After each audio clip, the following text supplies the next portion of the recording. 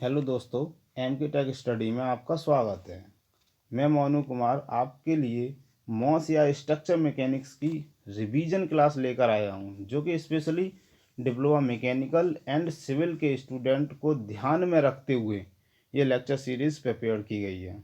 तो आप सभी रिवीजन क्लासेस को देखना ना भूलें और अपने दोस्तों के साथ भी शेयर करें, ठीक है। और ध्यान रहे, इन रिवीजन क्लासेस में मैंने लास्ट के 10 वर्षों में जो बीटी बोर्ड ने क्वेश्चंस पूछे हैं उनको इंक्लूड किया है, तो ये आपके लिए बहुत लाभदायक हो सकते हैं, ठीक है। तो चलिए स्टार्ट करते हैं। जैसे कि मैं बता रहा हूँ मैकेनिक्स ऑफ सॉलिड, ठीक है, या इसको हम स्ट्रक्चर मैकेनिक्स के नाम से भी जानते हैं, जो कि स्पेशली सिविल में इस नाम से इस सब्जेक्ट को बीटी बोर्ड ने इंक्लूड किया है, ठीक है। तो हमारी कुछ 5-6 पार्ट्स की लेक्चर सीरीज रहेगी, ठीक है। इनमें हम जितने भी इम्पोर्टेंट क्वेश्चंस हैं उन सभी को कवर करेंगे, और जो बीटी बोर्ड ने लास्ट के 10 वर्षों में पूछे हैं उन सभी को स्पेशली हम पढ़ेंगे, ठीक है, ध्यान से पढ़ेंगे। और मैं गारंटी से कह सकता हूँ कि आपकी बैक नहीं आएगी, ठीक है। तो आप इसको प्लीज़ ध्यान से देखें और अपने दोस्तों से भी कहें देखने के लिए, जिससे कि वो क्लियर कर सकें, ठीक है। तो जैसे कि हमारा पहला चैप्टर रहेगा, इसमें सिंपल स्ट्रेस स्ट्रेन है, पहले इंट्रोडक्शन भी है। तो इसमें मेरा ये पहला पार्ट है।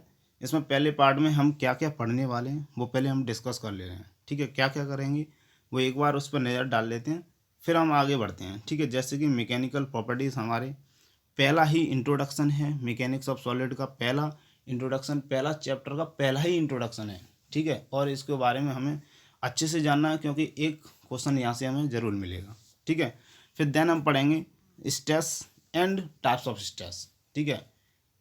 स्ट्रेस क्या होती है और इसके क्या प्रकार हैं, इसके बारे में अध्ययन करेंगे, ठीक है। इसके बाद स्ट्रेन आ जाएगा, ठीक है, स्ट्रेस और उसके भी टाइप, ठीक है। देन हम पढ़ने वाले हैं most important and very very important stress versus strain diagram, यानी कि प्रतिबल तथा विकृति का डायग्राम। कोई भी मटेरियल है या कोई भी पदार्थ है, उसका स्ट्रेस वर्सेस स्ट्रेन डायग्राम कैसे बनाते हैं, उसमें कौन कौन से पॉइंट्स होते हैं, ठीक है, कौन कौन से रीजन्स होते हैं, उन सभी को हम अच्छे से डिस्कस करेंगे।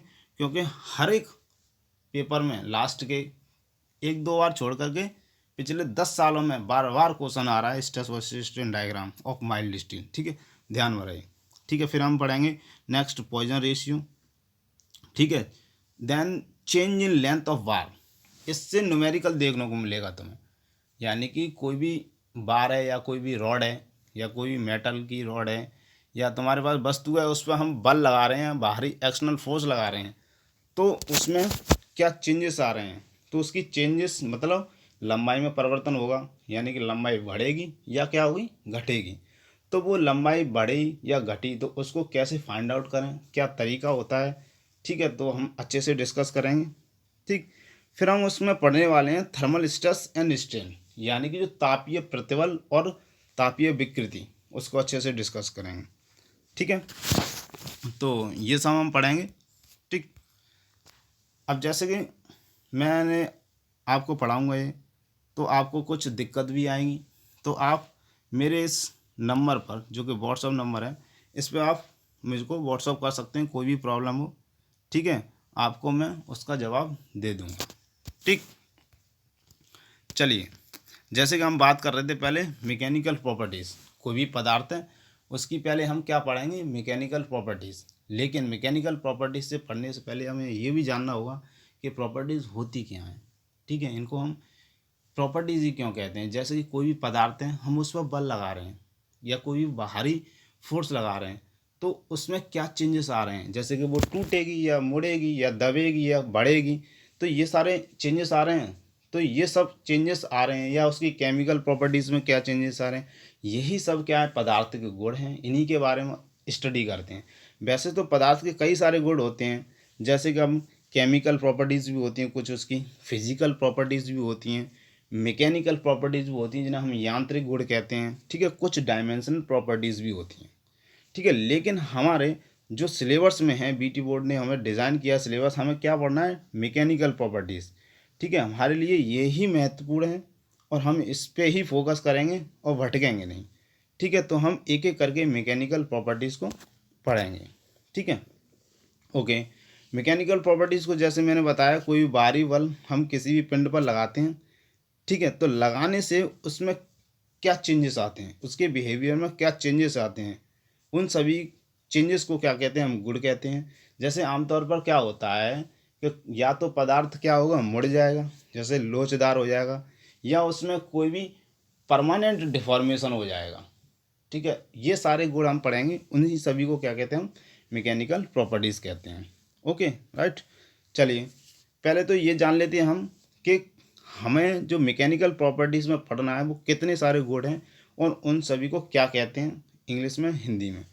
ठीक है, तो एक एक करके, जैसे कि हम स्ट्रेंथ पढ़ेंगे, स्ट्रेंथ को सामर्थ्य कहते हैं हिंदी में, अच्छे से पढ़ेंगे और कई बार आया भी है।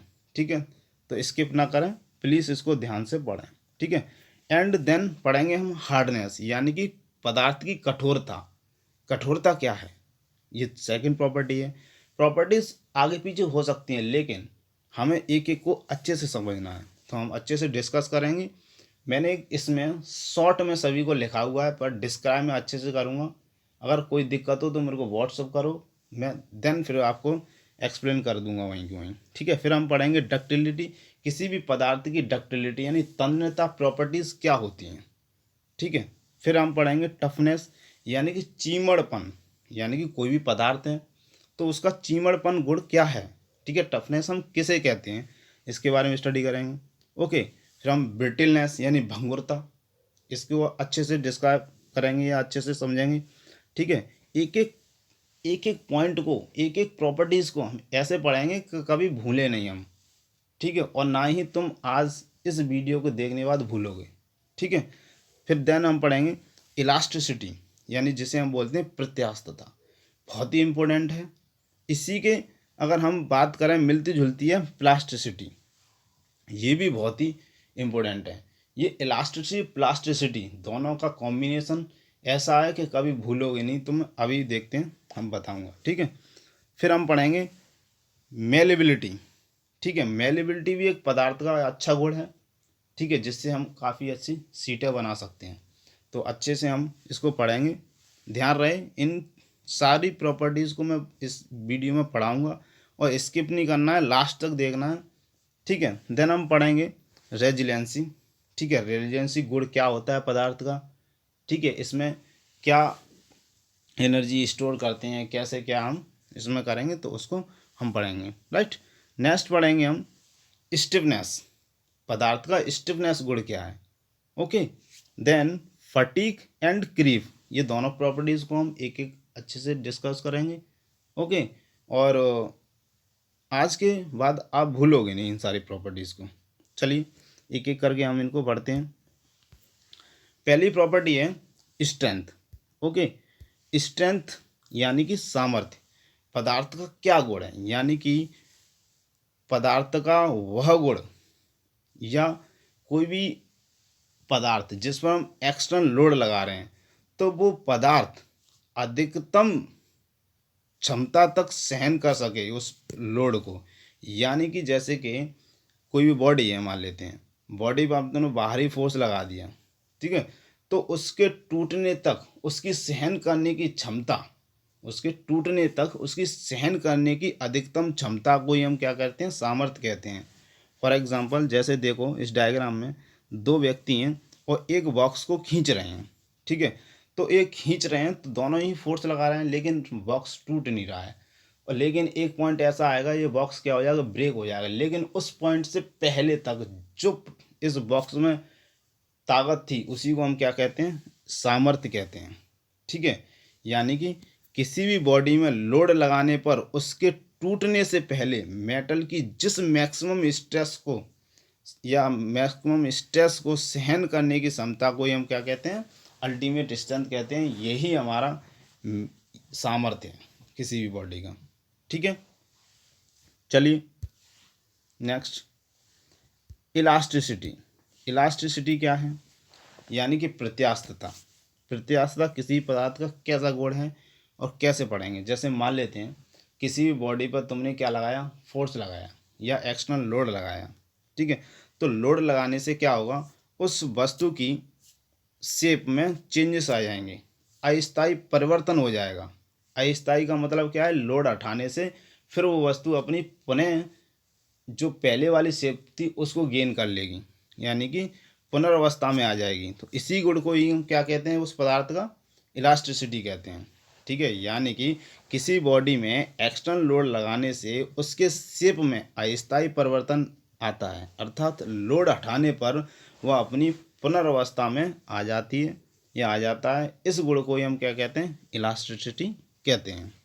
जैसे अब देखिए, ये कोई स्टील है या रबड़ है, फॉर एग्जांपल स्टील और रबड़, रबड़ को तुमने खींचा, एक्सटर्नल लोड लगा करके खींचा, तो वो उसकी लंबाई में परिवर्तन हो जाएगा, लंबाई बढ़ जाएगी, ठीक है। अब तुमने उसमें लोड हटा दिया तो फिर वो पुनः अपनी आकृति में आ जाएगी। तो इसी गुण को क्या कहते हैं हम, इसी गुण को क्या कहते हैं बच्चों, क्या कहते हैं, इलास्टिसिटी। ठीक है, ये इसी गुण को इलास्टिसिटी कहते हैं। चलिए राइट, ये समझ में आ गया हमें। तो अब नेक्स्ट पढ़ते हैं हम। नेक्स्ट है हमारा प्लास्टिसिटी। प्लास्टिसिटी कैसा गुण है, प्लास्टिसिटी मतलब सुगढ़ता, यानी कि इस जैसे हमने अभी इलास्टिसिटी को समझा, या हम प्लास्टिसिटी को समझेंगे जैसे कि किसी भी बॉडी पर दाब या बल, कोई भारी बल लगा रहे हैं, ठीक है, तो उसमें परमानेंट डिफॉर्मेशन आ जाए। परमानेंट डिफॉर्मेशन मतलब स्थायी परिवर्तन आ जाए, ठीक है। यानी कि जैसे बल लगाया उसकी आकृति में चेंज हो गई, लेकिन बल हटाने से वो अपनी पुनः जो पहले वाली आकृति उसमें नहीं आई, यानी कि पुनर्वस्था में नहीं आती है। तो उसी परिवर्तन को ही हम क्या कहते हैं, उसी गुण को ही हम क्या कहते हैं, प्लास्टिसिटी कहते हैं, ठीक है। यानी किसी बॉडी पर ताप या दाब अथवा दोनों लगाकर उसके शेप में परिवर्तन किया जा सके, ठीक है। तो उसी प्रॉपर्टी को हम क्या कहते हैं, प्लास्टिसिटी। जैसे रॉट आयरन, रॉट आयरन मतलब क्या है, जैसे कि तुमने उसमें बल लगाया, बल लगा के उसकी शेप एंड साइज को चेंज कर दिया, ठीक है, फिर बल हटा दिया, बल हटाने से वो अपनी पुनर्अवस्था में नहीं आता है, यानी कि जो उसकी पहले वाली अवस्था थी उसको वो गेन नहीं करता है। इसी गुण को ही हम क्या कहते हैं बच्चों, प्लास्टिसिटी कहते हैं, ठीक है। मेरे सभी भाइयों से निवेदन है, प्लीज़ चैनल को सब्सक्राइब करें, और अगर मेरा वीडियो अच्छा हो तो लाइक करना ना भूलें, और प्लीज़ शेयर सबसे ज़्यादा करें, अपने दोस्तों के साथ शेयर करें, जैसे वो भी रिवाइज कर लें इन लेक्चर्स को, उनको भी बेनिफिट्स हो जाएं और आपकी पूरी क्लास प्रमोट हो जाए थर्ड ईयर में, ठीक है। तो मेरी तो यही काम है। चलिए नेक्स्ट है हमारी स्टिफनेस। स्टिफनेस क्या गुण है, सभी को इसी में डाउट रहता है, स्टिफनेस क्या है। देखो मैं समझाता हूँ स्टिफनेस क्या होता है। जैसे कि रबड़ में, जैसे तुमने कोई भी स्टील की रॉड है या स्प्रिंग है, जैसे स्प्रिंग एक इलास्टिक बॉडी है, ठीक है। अब स्टिफनेस होती क्या है, जैसे कि कोई रबड़ है या स्प्रिंग है, अब उसको तुमने खींचा, ठीक है, थोड़ा बल लगाकर, भारी बल लगाकर खींचा। अब जब हमने एक स्ट्रेस वर्सेस इंस्टेंट डायग्राम बताऊंगा तो उसमें दो पॉइंट आएंगे। सबसे पहले एक प्रोपोर्शनलिटी पॉइंट आएगा, एक क्या आएगा, इलास्टिक पॉइंट। लेकिन अब जब हमने स्प्रिंग को खींचा तो प्रोपोर्शनलिटी लिमिट के बाद एक इलास्टिक लिमिट तक खींचा। अब उस इलास्टिक लिमिट तक खींचने के बाद उसको होल्ड करके रखा, तो अब स्प्रिंग में कुछ स्ट्रेन एनर्जी स्टोर हो गई, कुछ स्ट्रेन एनर्जी स्टोर हो गई, ठीक है, उस इलास्टिक पॉइंट तक, उस इलास्टिक पॉइंट तक, ठीक है।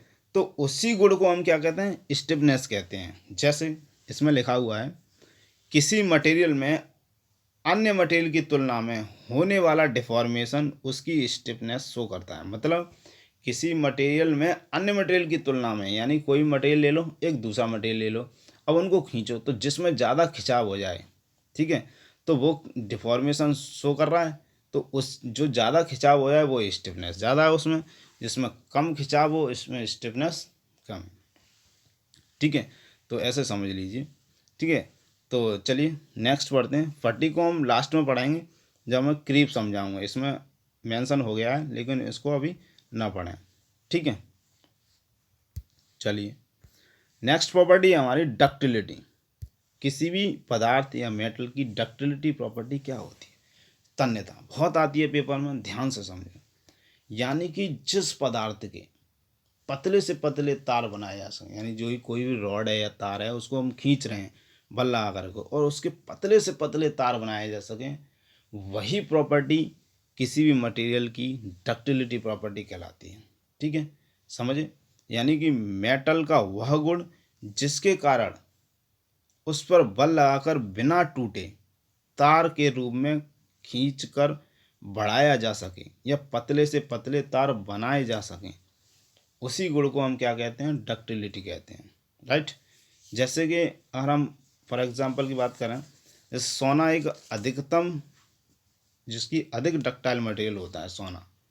ठीक है, सोना एक अधिक डक्टाइल मटेरियल के अंतर्गत आता है। तो ये डक्टिलिटी, इसमें किसी को प्रॉब्लम नहीं होनी चाहिए। डक्टिलिटी को रट लो, ध्यान से समझ लो। रटना तो कुछ है ही नहीं है, मैंने समझा दिया। यानी जिस भी किसी भी पदार्थ के बहुत पतले से पतले तार बनाए जा सके खींचकर, जब तक वस्तु टूटे ना या पदार्थ टूटे ना, बिना टूटे, तो उसी गुण को क्या कहते हैं हम? उस पदार्थ का डक्टिलिटी यानी तन्यता कहते हैं। जैसे कि हम इसमें हमने बल लगा करके उसको खींचते जा रहे हैं, तो देखो यहाँ एक एंड पॉइंट आ रहा है। ठीक है, एक पॉइंट ऐसा है कि यहाँ से ब्रेक हो जाएगा, तो इस पॉइंट तक हमने इसको खींचा, तो इसी गुण को क्या कहते हैं हम? डक्टिलिटी कहते हैं। ओके, चलिए, नेक्स्ट प्रॉपर्टी है मेलेबिलिटी। तो मेलेबिलिटी यानी आघात वर्धनता। मेलेबिलिटी किसी पदार्थ का वह गुण है कि उस पदार्थ के हम पीट कर एक्सटर्नल फोर्स लगाकर उसकी पतली सी पतली चादर यानी सीट में उसको कन्वर्ट कर सकें। समझ रहे हो ना? मेलेबिलिटी क्या है? जैसे कि जो कोई पदार्थ है, ठीक है, ये मेटल है, तो इस मेटल को हम फोर्स, इस हैमर से फोर्स दे रहे हैं, तो फोर्स देने के बाद एक सीट में कन्वर्ट हो रही है ये। ठीक है, तो सीट में कन्वर्ट हो रही है, तो हम इसकी पतली से पतली सीट बना सकें इस मटेरियल की, तो इस मटेरियल का यही गुण क्या कहलाता है? मेलेबिलिटी कहलाता है। राइट, समझ में आ गया? कोई कन्फ्यूजन नहीं होना चाहिए इसमें। बहुत आती है मेलेबिलिटी, यानी इसको आघात वर्धनता कहते हैं। यानी कि समझो क्या लिखा है, किसी मेटल को बेल कर या पीट कर, बेल दो या पीट दो, धातु में टूटने या दरार हुए बिना, यानी धातु कोई पदार्थ उसमें टूटना नहीं चाहिए, ना कोई दरार पड़नी चाहिए, और उसको पतले चादर के रूप में परिवर्तित किया जा सके या परिवर्तन करने की क्षमता उसी पदार्थ की, उसी को क्या कहते हैं हम? मेलेबिलिटी कहते हैं। जैसे सोना, चांदी, टिन, ये इसमें क्या है? मेलेबिलिटी प्रॉपर्टीज़ हैं। जरूरी नहीं है एक पदार्थ में एक ही प्रॉपर्टी हो, एक पदार्थ में एक से ज़्यादा प्रॉपर्टी हो सकती हैं। ठीक है, चलिए, नेक्स्ट प्रॉपर्टी है हमारी रेजिलेंसी। ठीक है, रेजिलेंसी यानी कि रेजिलेंसी क्या है? मेटल या इलास्टिकली रूप से ऊर्जा अवशोषित करने की क्षमता अथवा स्टोर करने का गुण मेटल का रेजिलेंसी कहलाता है। रेजिलेंसी मतलब कोई भी मेटल है, इलास्टिक पॉइंट तक जितनी एनर्जी स्टोर कर रहा है या अवशोषित कर रहा है, उसी क्षमता को हम क्या कहते हैं? रेजिलेंसी कहते हैं। उस पदार्थ का, उस मेटल का रेजिलेंसी गुण कहलाता है। ठीक है, जैसे कि स्प्रिंग को तुम खींच रहे तो इलास्टिक पॉइंट तक वो स्प्रिंग में जो एनर्जी स्टोर होती है, ठीक है, या अवशोषित करती है, उसी गुण को हम रेजिलेंसी कहते हैं। ठीक है, समझ में आ गया? कोई कन्फ्यूजन नहीं होना चाहिए। कोई डाउट है तो कमेंट बॉक्स में कृपया ज़रूर बताएं। ठीक है, और ये वीडियो कैसा रहा आपको, ये भी कमेंट बॉक्स में ज़रूर बताएं, प्लीज़, आपसे निवेदन है।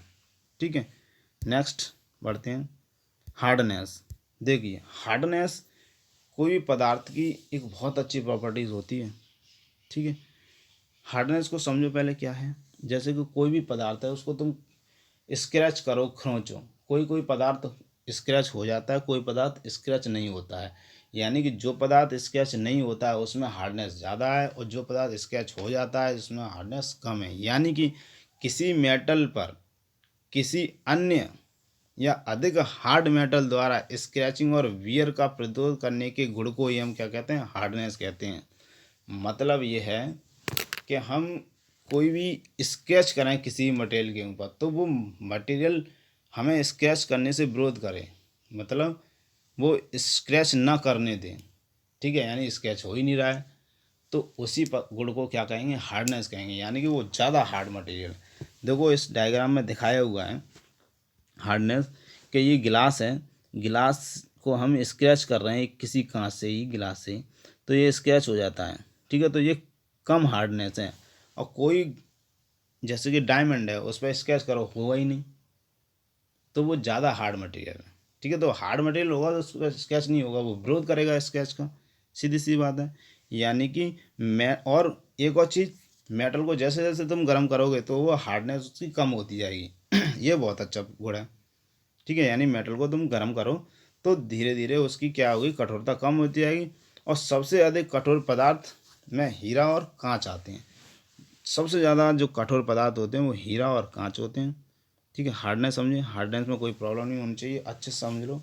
हार्डनेस किसी पदार्थ का वह गुण है जो कि स्क्रैचिंग और किसका विरोध करता है, वियर का विरोध करता है, ठीक है। बहुत अच्छे से मैंने समझाया, और कोई दिक्कत हो तो कमेंट बॉक्स में ज़रूर बताएं। चलिए नेक्स्ट आगे चलते हैं। नेक्स्ट प्रॉपर्टी है हमारी ब्रिटलनेस, भंगुरता।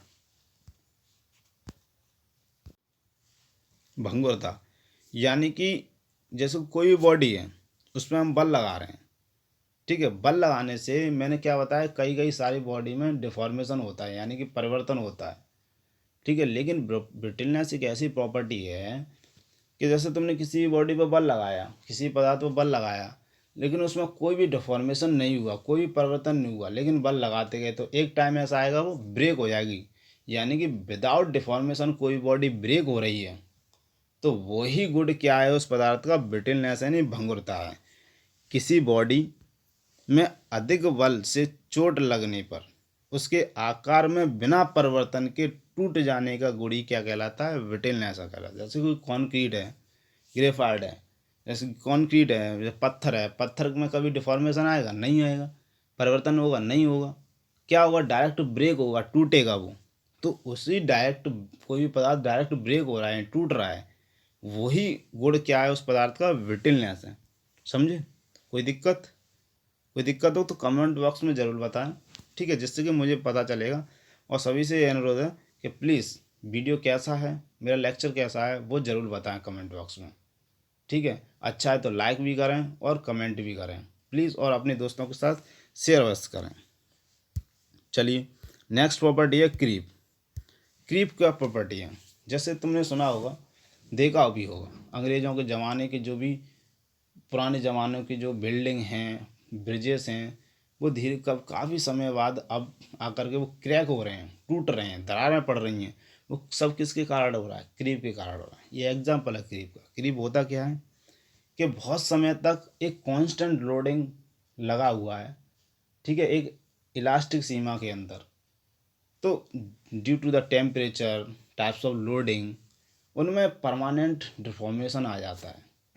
परमानेंट डिफॉर्मेशन आया था, तो उसी परमानेंट डिफॉर्मेशन को क्या कहते हैं, हम क्रीप कहते हैं, ठीक है।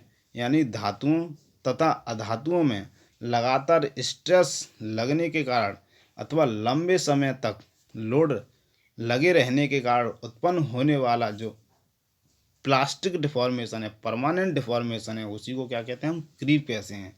ये क्रीप किन किन चीज़ों पर डिपेंड करता है, तो पहली बात तो टेम्परेचर पर डिपेंड करता है, दूसरा टाइप्स ऑफ लोडिंग पर डिपेंड करता है, ठीक है। टाइप्स ऑफ लोडिंग के बाद टाइप्स ऑफ लोडिंग के बाद इन्वायरमेंटल कंडीशन क्या है और टाइप्स ऑफ लोड क्या है, इन तीन चार चीज़ों पर डिपेंड करता है, ठीक है। जैसे कि जैसे ब्रिज है, कोई बहुत समय पहले उस पर कांस्टेंट लोड लगा होगा, तब तो वो सही चल रहा होगा, यानी कि इलास्टिक सीमा के अंदर लगा होगा, और इलास्टिक सीमा के अंदर लोड लगा है तो कोई भी चीज़ टूटेगी नहीं, टूटेगी नहीं। लेकिन बहुत समय बाद उसमें क्रैक आ जाते हैं, डिफॉर्मेशन हो जाते हैं, वो सब किसके कारण, क्रीप के कारण होता है। यानी क्रीप को ध्यान से समझो, एक बार फिर समझा रहा हूँ मैं, कि एक कांस्टेंट लोड मतलब नियत लोड एक प्लास्टिक सीमा के अंदर लगा हुआ है और लंबे समय तक लगा हुआ है, लंबे समय तक लगा हुआ है, तो उस लंबे समय तक लगे रहने के कारण उस पदार्थ में या कोई स्ट्रक्चर है उसमें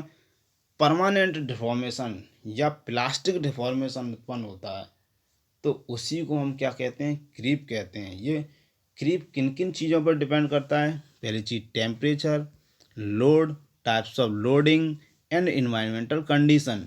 ठीक है, इन्वायरमेंटल कंडीशन इन 3-4 चीज़ों पर डिपेंड करता है। Okay, any problem? नो, ठीक है, चलिए आगे बढ़ते हैं। नेक्स्ट है फटीग। देखो मैंने बताया था फटीग में लास्ट में बताऊंगा और अच्छे से बताऊंगा फटीग क्या होता है। सबसे ज़्यादा कन्फ्यूजन इसी में रहता है कि फटीग क्या है। समझो फटीग क्या है, इसको हिंदी में भी फटीग के नाम से ही समझ लो कि फटीग जैसे कि मान लेते हैं किसी भी स्ट्रक्चर में या किसी भी पदार्थ पर बार बार लोड लगाने पर, टाइप्स ऑफ लोडिंग लगाने पर, यानी साइक्लिक लोडिंग लगाने पर उसमें जो डिफॉर्मेशन आता है उसी को हम फटीग कहते हैं। जैसे मान लेते हैं कभी तुम साइकिल चला रहे हो, साइकिल चलाते हो तो रिम होती है, रिम और ताने होती हैं, तो हम बार बार लोड लगाते हैं पेडल के जरिए, साइकिल के चेन पर लगाते हैं। चेन किस पर लगाती है? उस रिम पर लगाती है। ठीक है, चेन रिम पर लगाती है और वो लोड फिर डिस्ट्रीब्यूट होता है, ठीक है, पूरी रिम पर। तो तानों द्वारा जो टेंशन के जरिए जो लोड खींचा जाता है बार बार, ठीक है, तो उस रिम पर ऊपर चटकन आ जाती है, दरार पड़ जाती है, उसी को हम फटीग कहते हैं, यानी फटीग विल फेल्यूर। ठीक है, यानी कि किसी भी चीज़ पर टाइप्स ऑफ लोडिंग यानी कि साइक्लिक लोडिंग लगाने पर बार बार, यानी मटेरियल का बार बार या साइक्लिक लोडिंग किए जाने पर जो फेल्यूर होता है उसी को हम क्या कहते हैं? फटीग कहते हैं। समझे? किसी भी बुक में नहीं लिखा होगा फटीग क्या है, अच्छे से समझ लो। जैसे कि कोई भी फैन चल रहा है तो वो चल रहा है तो किसी साइक्लिक लोडिंग के जरिए चल रहा होगा, यानी घूम रहा है तो साइक्लिक लोडिंग हुआ। जब वो उनमें बेरिंग्स चटक जाती हैं वो किसके कारण होता है? फटीग के कारण होता है। तो ये हमारा फटीग है, अच्छे से समझ लो।